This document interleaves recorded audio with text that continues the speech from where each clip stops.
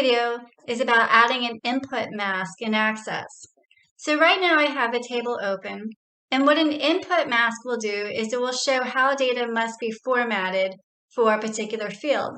So right now for a date of birth, if I click on that field, you can see an input mask, and it's showing that they must have 2 digits for month, date, and then year.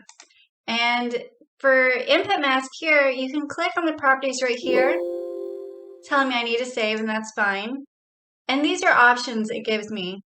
And since it's a date right here, it tells me a date, these would be options for a date. And then you would select whichever one you want, and then it'll write the input mask for you, and then you can tell it to finish.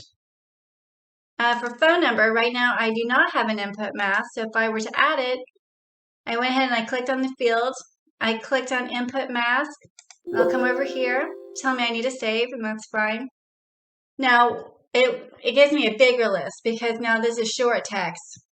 So these are, input masks that are already given in Access. And this is a phone number, so I'll choose this, and I'll tell it next.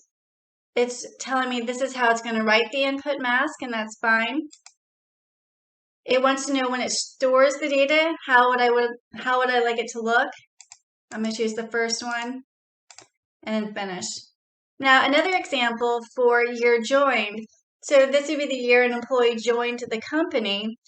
I want only 4 digits to appear, and I don't have that option. So I can make the option. The first thing I could do, I could just go ahead and just alter something that they have. So let's say an extension is very similar, so I could go ahead and just click on extension, and then I could take out one of the numbers, or else I can just write it myself. So I want 4 numbers, so I'm going to put 9999, and that's telling Access that these are numbers. I'm going to go ahead and put it back in design view. I'm sorry, datasheet view. And now when I click over here, you can see I have a line, and it's only going to allow me to enter 4 numbers. I cannot, if I try to enter the 5th, I get an error. If I try to enter letters, I get an error, but it's not smart enough at this point. I'd have to put more information, so it can really be any 4 numbers. But it still does what I've asked it to do. And that's how we add an input mask. If you have any questions, please email me at learn@vegetarianhomeschooler.com.